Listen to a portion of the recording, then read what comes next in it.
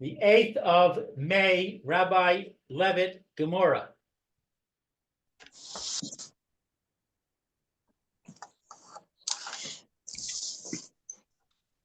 Okay. Ready to go.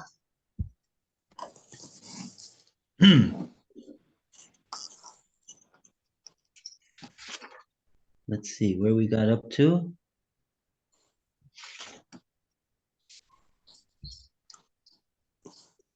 Oh, we were in there. Did we finish Rav Papa?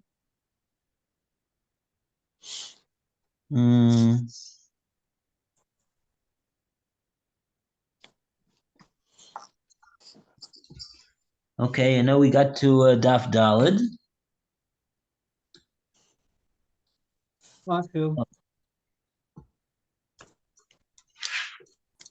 Okay, everybody, we're ready to go. We just have to figure out where we got to go from.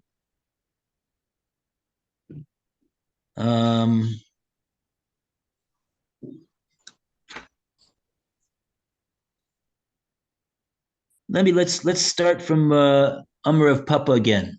Ella Amar of Papa. Ella Amar of Papa is the second line from the top of Dalet Amud Aleph. Oh, we should really be further than that, though. Okay, but oh yeah, no, okay, fine. Yeah, let's go from there, and then we'll go beyond what we did yesterday.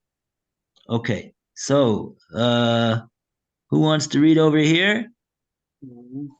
Roy, you want to read? Who did you ask? Roy Karp. It's me. Please. Rav Papa. I haven't got Rav Papa yet. The second line on Dalet Amud Aleph. Ayla Amar Rav Papa. Yeah. Rather, Rav Papa said, get the magnifying glass. Okay. Osi Megilgul Shvua Deid Echad.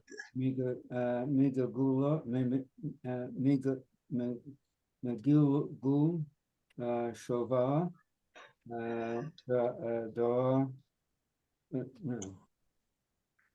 Do'aid Achad. No, Achad. Yeah.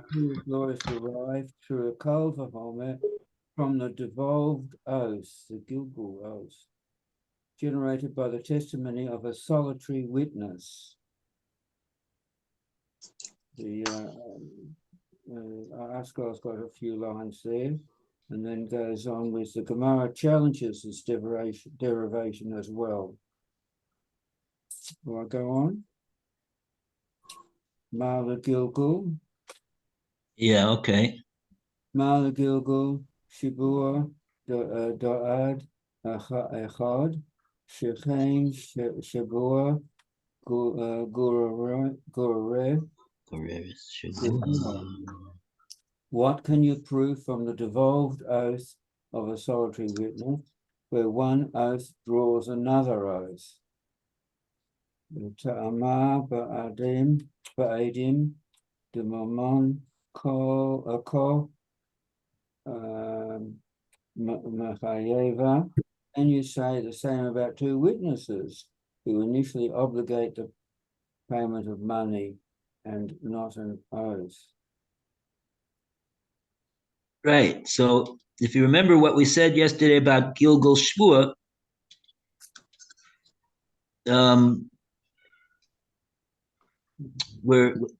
we have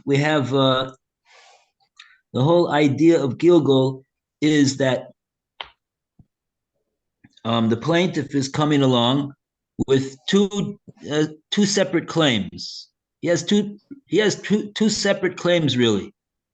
And his first claim that he's claiming from the defendant involves the defendant to have to make a shvua. So since he's chayav to make a shvua in regard to the first claim, so the principle of Gilgul Shvua says the plaintiff can now require him to make a shvua on the second claim, even though that second claim, if it would have been made on its own, would not have required the defendant to make any shvua to defend himself against the plaintiff. But with the principle of Gilgul Shvua, he's going to have to make a shvua now, not only on the first claim that the Torah provided a shvua for, but also on the second claim. And so what's the kal v'chomer going to be?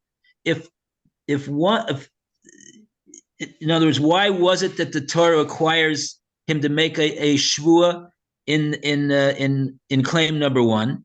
Because claim number one, the plaintiff had one witness in his favor who was testifying in his favor of the plaintiff.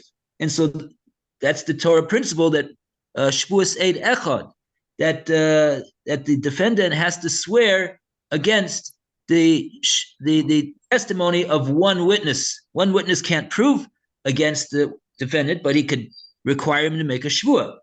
So he'll have to, since he's got to make a shvua in claim number one, because we've got one witness testifying in favor of the plaintiff in claim number one, he'll have to also make a shvua in claim number two, even though there's no witness over there in the case of claim number two. So that's what we see, that a one witness has the koach to be megalgel and cause the guy to make two shvuas. So if so, the kal v'chomer will be all the more so. Two witnesses will have the ability to do that. But what the Gemora is answering over here and the saying is that, but that's not what we have over here. We don't have. How do you say this very good, very, very succinctly and very clearly? In the case of two witnesses, that's not what we are seeking to use the kal v'chomer to do. We're seeking to use the kal v'chomer to require the defendant to swear on the second half of the claim, where the witness where even though there's no shvua which is megalgel over there. He was required to the case that we're talking about is the case of Reb Chia, and the plaintiff said to the defendant, "You owe me a mana," and he said, "I don't owe you anything." And then he brings two witnesses, and two witnesses say, "Yeah, he owes chetzi mana. We know that he owes chetzi mana. We don't know about the other half of the mana, but we know he owes chetzi." So like that, Rav Chia is claiming that the defendant should have to, obviously he has to pay the chetzi mana according to the testimony of the two witnesses, but he also should have to swear on the other half and swear that he does not owe that amount. Swear he doesn't have to owe that amount. So what's the kal v'chomer, says the Gemora? All we see that Eid Echad has a koach to do is it has a koach to require the defendant to make a second shvua if he was already in any case required to make a first shvua because of the shvua of Eid Echad. But in the case of two witnesses, he wasn't required to make any shvua initially. He didn't have to make a shvua. He was not able to make a shvua. All he was required to do is to pay the chetzi mana that the two witnesses said. So it's not really so Rav Chia is saying that all the more so he should have to swear on the second mana, but there's no Gilgul in that case.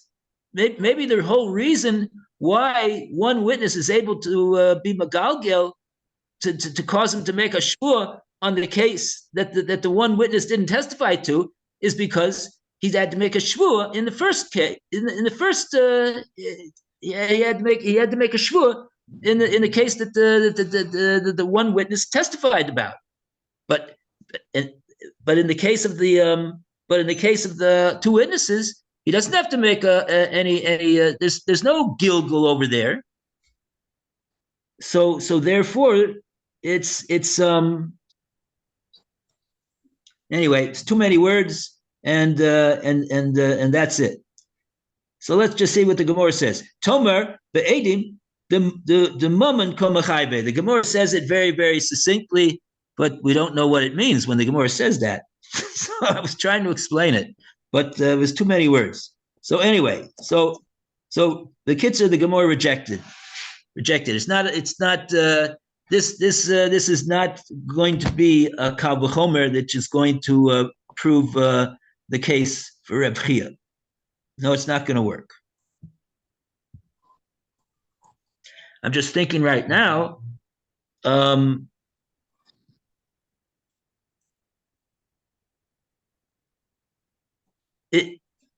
a certain sense, you could think that it should work because the two witnesses are undoubtedly stronger than one witness, and the proof is that the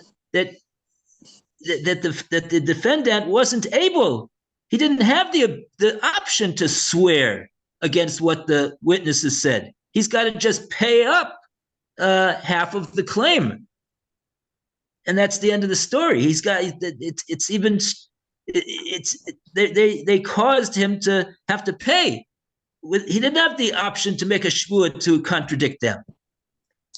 So if they had so much power to do that, and that's much more power than the one witness had. All the one witness had to do is to cause the defendant to make if he wants to avoid payment, he has the option to swear against the testimony of that one witness, and like that, the Torah says, oh, you have to swear in that case because of shvua seid echad will be magalgel a shvua on the second claim that the plaintiff has against you.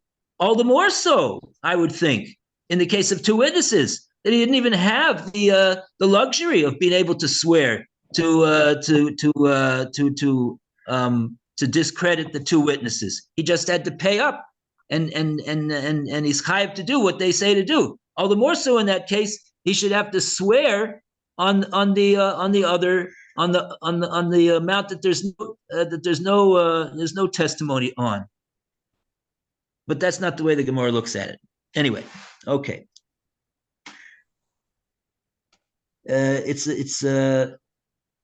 What's the art scroll say over there, by the way? How does the art scroll explain the statement that it says Tomar be'edim demamon kom mechayve?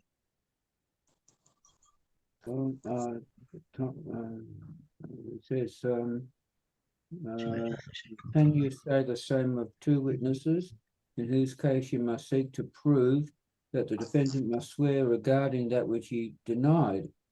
How can the obligation of one form of oath be derived from the obligation of a different form? And then it refers you to footnote 1. In the case of the solitary witness, the witness has offered testimony verifying a claim against the defendant. Yeah. More denial by the defendant is insufficient. Mere denial. Oh, mere denial. Sorry. I'll put on my. Maybe you could go and read it, Lou. Okay, mere denial by the defendant is insufficient. The denial of the witness supported claim must now be made under oath. However, in the case of witnesses who verify half a plaintiff's claim, the second half of that claim has not been verified at all. how can Reb Chia derive the more stringent law that the defendant must deny under oath the unsupported second half of the claim? A kal v'chomer can prove only that a law found in a lenient case must also apply in a stringent case. But a kal v'chomer cannot prove that a law found in a lenient case must apply in a more stringent form in the stringent case. Why is it a more stringent form in the stringent case of the two witnesses? We're saying that because we don't have any testimony at all from the two witnesses about the second half of the mana that the plaintiff claimed. Granted, but what exactly?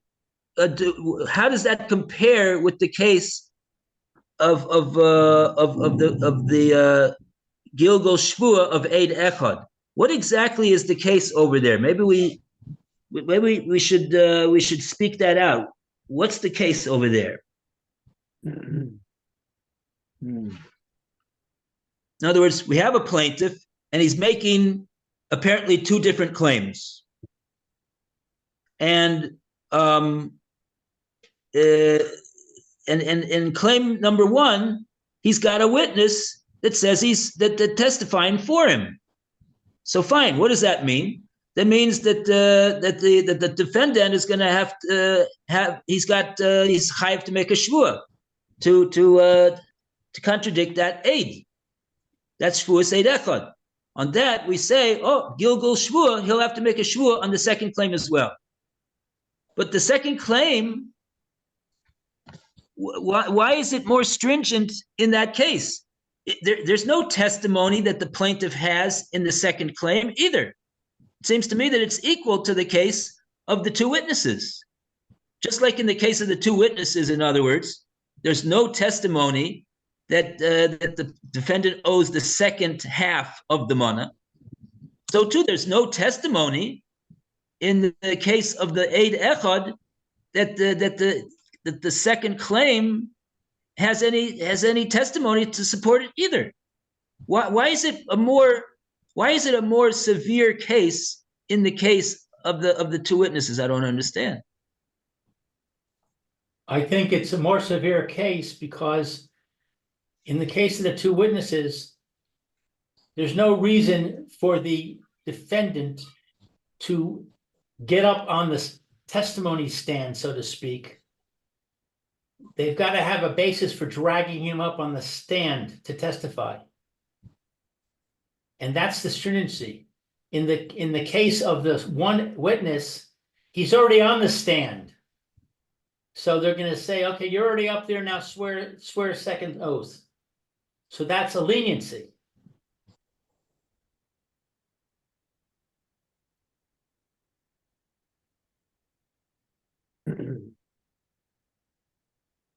The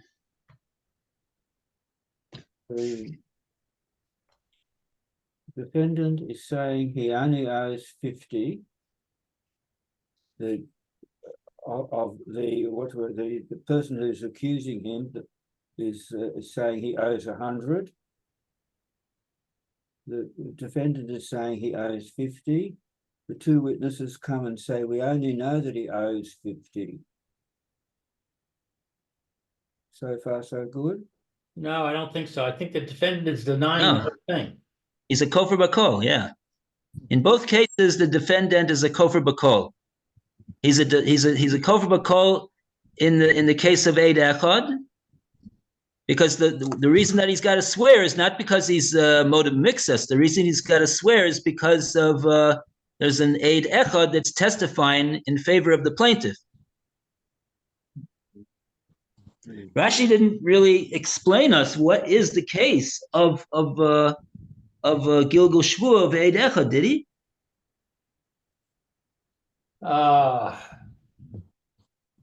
Eid lo chayv shvua. He just tells us what's the halacha of Shvuas Eid Echad.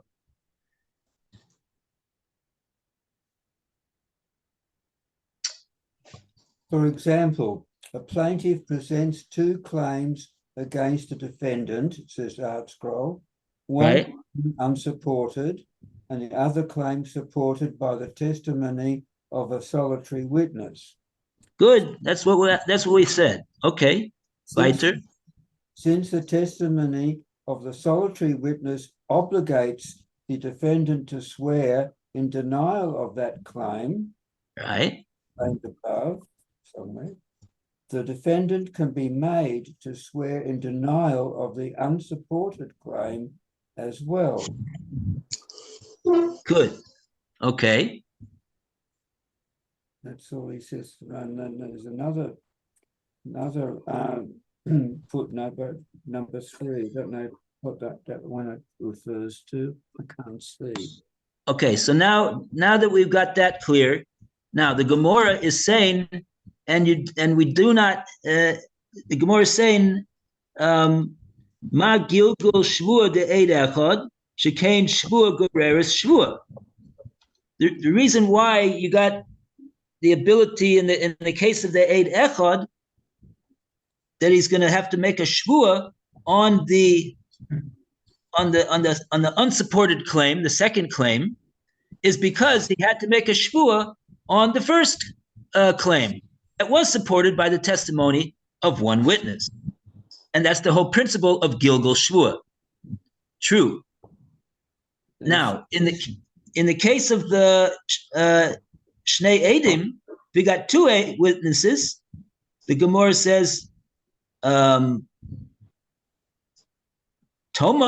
the Edim, the Mammon Ka Machayve.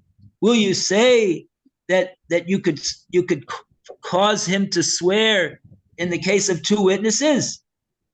All the witnesses did in that case is they caused him to be chayiv to pay mammon.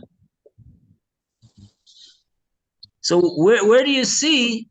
You don't see that he's chayiv to pay mammon because of what the 2 witnesses said, that he's therefore required to make a shvua on the amount that they didn't testify to. In Reb Chia's case, I don't know if this is irrelevant. Reb Chia's case, where witnesses confirm half the claim that the defendant denies entirely, their substantiation of half the claim obligates the defendant to take the modeh b'mikdash oath regarding the unsubstantiated second half.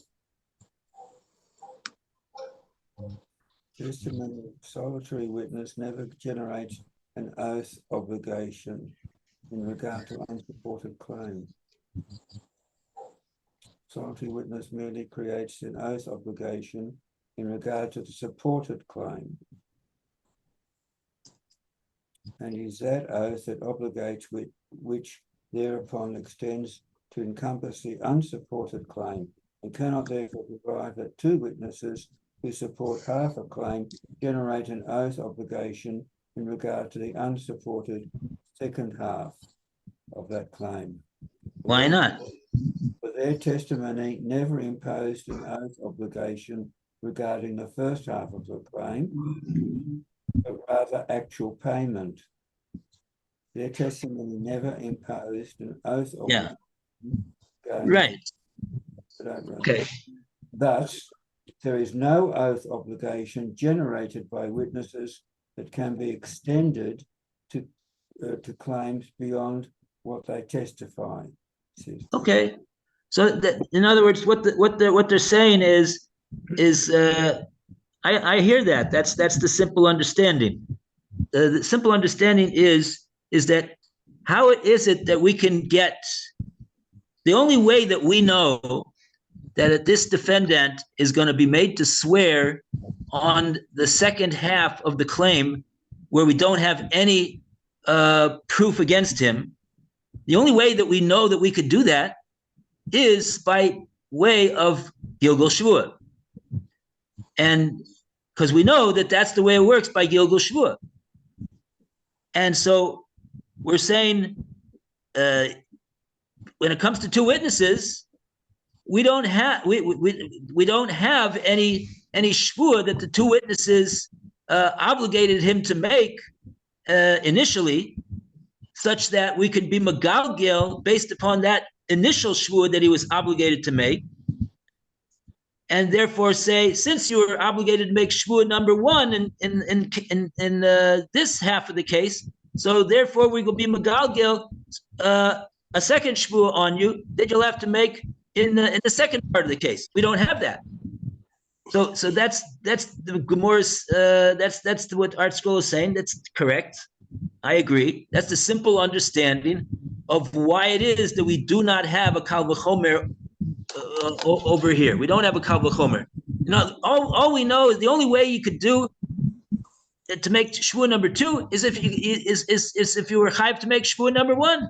And the case of the two witnesses, we don't have shvua number one that he's chayav to make. All he's got to do is pay the money.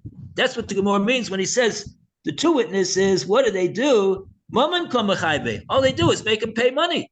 So we don't have any source for saying that since a guy's got to pay money, since you obligated him to pay money, you got now the ability to force him to swear on the other amount that you don't have any proof against him. That we don't have a source for. All we got a source for is that if he's already got to swear on the first half of the claim, or first claim, whatever you want to call it, whether it's a half, whether it's a whole claim, it doesn't really matter. Since you got to swear on that, now we got Gilgul Shvua comes in and says we can make him swear on the second half. But just because the guy's got to pay money in regard to the first half of the claim, we don't have any source in the Torah that tells us that since he's got to do that, therefore he's got to make a shvua on the part of the claim that there is no testimony against him on. That's very good. Very good. Art Scroll's very good, very clear. That's the point. We'll leave it at that. I have a question, but I don't want to confuse anybody about it. If I see that somebody asks the question, I'll let you know. That's definitely correct what they're saying. It's very, very clear what they're saying. Okay, good. We're happy. Okay, so now, so at the end of the day, when all the dust is cleared over here, we've got no Kal V'chomer for Reb Chia. We've got no basis for Reb Chia being able to say his din at this point. So we're still looking. We're still looking for a support for Reb Chia because he said he's got a Kal V'chomer. That's what Reb Chia said.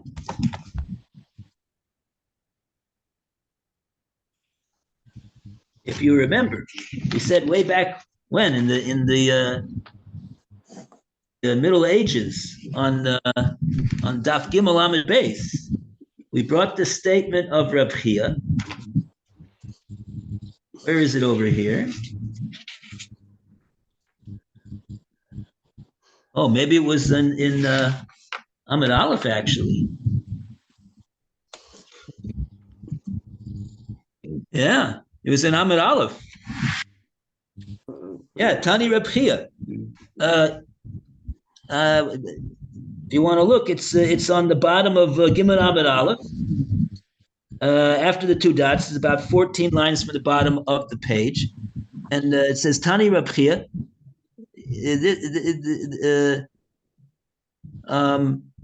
He says his case. Monali biyadcha.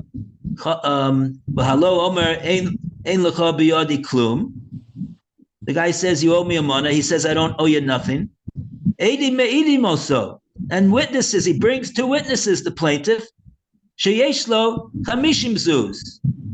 That he's got half of the claim in his pocket.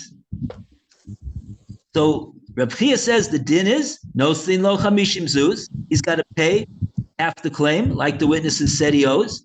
And then yishava al hashar. He's got to swear on the rest. And where do you know that from, Reb Chia? He says, I'll tell you. Shelo tehei hodas piv gedola miha adas edim mikabel chomer. Because I got a kabel chomer for it. So that's what we're looking for this whole time. We're looking for the Kal V'chomer that Rabbi Chia that told us himself that he has. And if you'll ask, well, why didn't we ask Reb Chia himself? He'll tell us what the Kal V'chomer was that he's talking about. I guess he's not available. So the Gemora is trying to figure out what was he talking about. And like that, we got a whole Amud of Gemora over here. Wow. It's got here that it goes further. Now Tanarist taught it with the cloaks. 2 litigants are holding onto a cloak. Is that it? Is that relevant? That's what we said back then.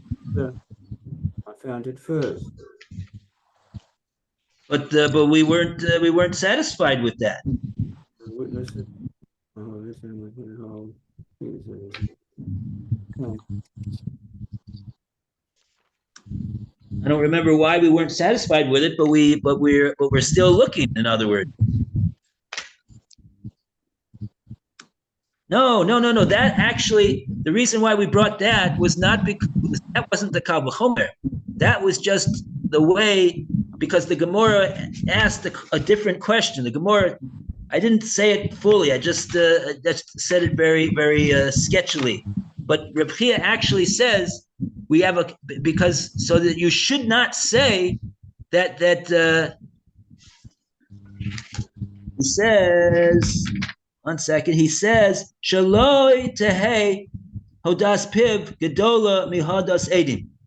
You shouldn't say that the admission of a person's mouth has a greater ability to obligate him in a shvuah than 2 witnesses has. So that was, on that, the Gemara asked, we hear from what Reb Chia says is that we would have thought that it does have a greater ability to obligate in a shvuah. And that's why we brought all that you mentioned over there. We were trying to figure out why is it so that we would have thought that. But at the end of the day, so we proved that, we got a reason why we would have thought that, because the admission of the mouth can be machayev b'shvuah. That's motive mixus. But if he's kofar bakol, he's not going to be he's not going to be chayev to make a shvuah in that case. So we need a Kal V'chomer to prove that even though he's not motive mixus and he's a kofar bakol, he's denying the whole thing. Nevertheless, he will be chayev to make a shvuah mikal v'chomer. So we're looking for that Kal V'chomer. Okay. So now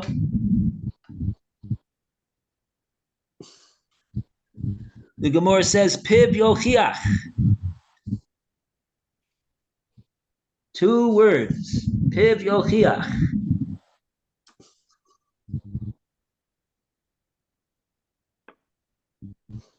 And do we have any Rashi over there? Piv yochiach. Yes. Piv yochiach. Moda Hekasat, if he admits with a partial admission, that makes sense. Satana. That's a claim. On more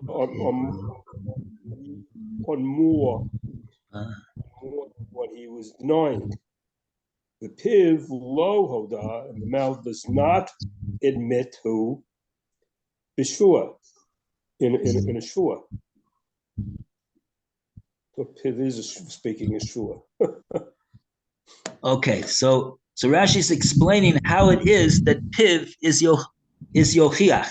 But what we have to figure out before we get to that is what does this mean? Piv yochiach. The mouth, the case of the admission of the mouth will prove.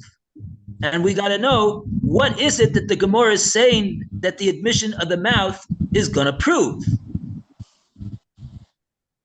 There's something that we just got through saying in the case of the 2 witnesses that the Gemara is coming back now and saying, one second, not so fast. The mouth is going to prove that you were saying we don't have any proof for. And what is that?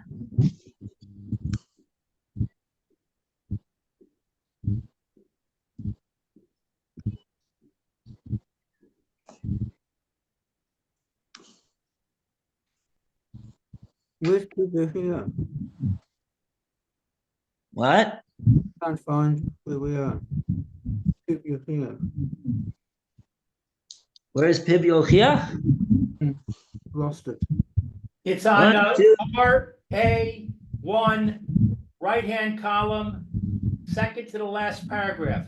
Again, we would counter. Oh, right, sorry. Got it, thank you.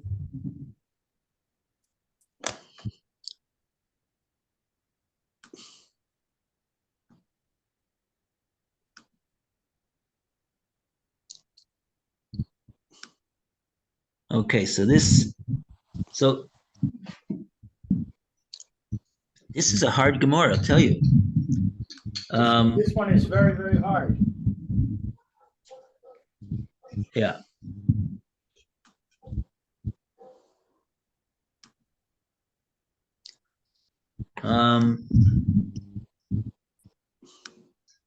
Oh. Oh, and there's actually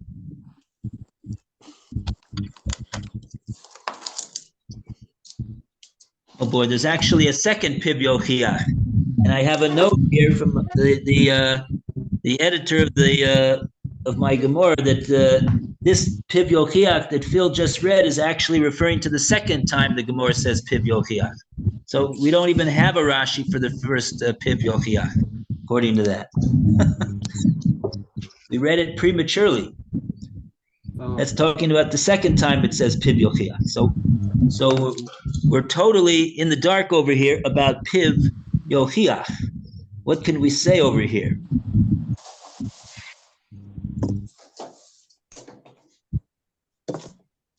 The Gemara is saying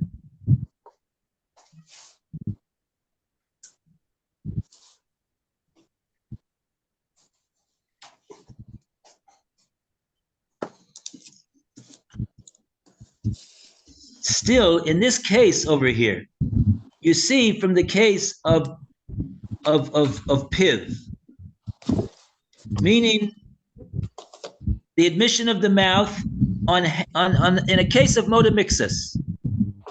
Piv is referring to the admission of the mouth in the case where he admits to half of the claim. That's the case of modamixus. So now, in that case, what happens? He's got to pay the half that he admitted to, step one. And step two is that the Torah requires him to make a shvuah on the amount that he did not admit, that the plaintiff is claiming from him. He's got to make a shvuah on that he doesn't owe it, to deny the claim. He has to deny the claim with a shvuah. It's not good enough for him to simply say, "I admit half of the case," but the second half of the case, you haven't proven your point, and therefore I'm exempt. No, the Torah says you got to make a shvuah on the second half. So the Gemara wants to point out something from the fact that from the fact that is the din when it comes to the piv, the admission of the mouth. That case of the admission of the mouth is proving something. Now, what is it exactly that it's proving?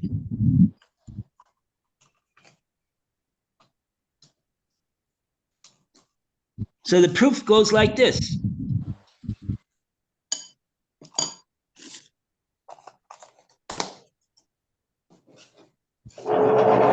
Even though he's moda, let's say the guy demands a mana from him, and he says, "I owe you only hamishim zuz. I owe you half of the claim that you are claiming from me. A mana means 100 zuz, and I'm admitting that I owe you 50, but not more than that. So what's now do we say?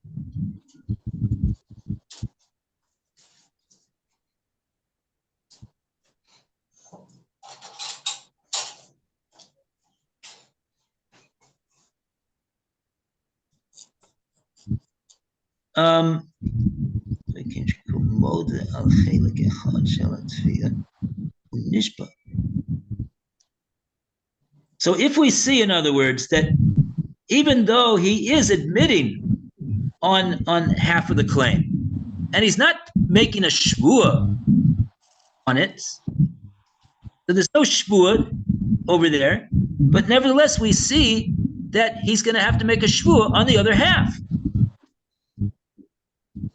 That's the whole din of shvuas modamixis. So it's not so we see he's making a shvua on the second part of the claim that has no substantiation, that has no witnesses, no proof whatsoever, even though the first part of the claim he made no shvua on, so he's not being required to make a shvua on the second part of the claim because he needed to make a shvua on the first part of the claim. So we see that you could be forced to make a shvua on the second part of a claim, even in the absence of having been made to having even in the absence of having to make a shvua on the first part of the claim. And that was what the Gemora was saying, that we don't have a kal v'chomer in the case of two witnesses. So now we're saying no. Let the case of modamixis, the admission of the mouth, prove that you don't need shvua number one that you're obligated in. So therefore, that's why you're required to make shvua number two in the second half of the case where there's no proof against you on. No, even in the case of modamixis, you didn't have a shvua that you had to make, and nevertheless, you got to swear on the second half of the case that there's no testimony against you on. And so, if that's what we see in the case of shvua modamixis, the Gemara is saying piv yochiach. This case of the admission of the mouth should prove that he could be chayav to pay. Rather, he could be chayav to swear on the second half of the claim, even though there's no proof of against him, and even though he wasn't, even though he doesn't have an initial shvua that he was obligated in that has a koach of gilgul to make him swear on this amount. No, you don't need that in order to have to swear on the second amount that has no proof against him. And so you see that in the case of shvuas modamixis. So the Gemara is saying all the more so in the case of witnesses, that witnesses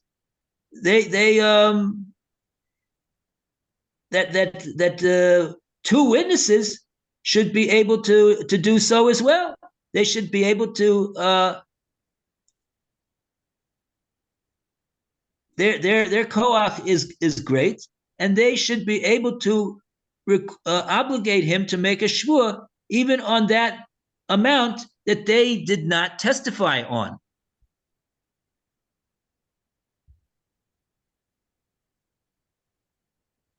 That's basically what the Gemara is saying over here, and we're out of time. Okay. Chodesh Tov, everybody. Chodesh Tov. Thank you. Take care. See you, Phil. Have a great day, everybody. Shabbos, Phil. and good Great day, Shabbos. Rabbi. Not Shabbos. We saw Chodesh tomorrow. Tov. Everybody had a good. Take care. See you tomorrow on Rosh Chodesh, Bezrat Hashem. Amen. Bye, Lou. Bye, Phil. Bye, Alan.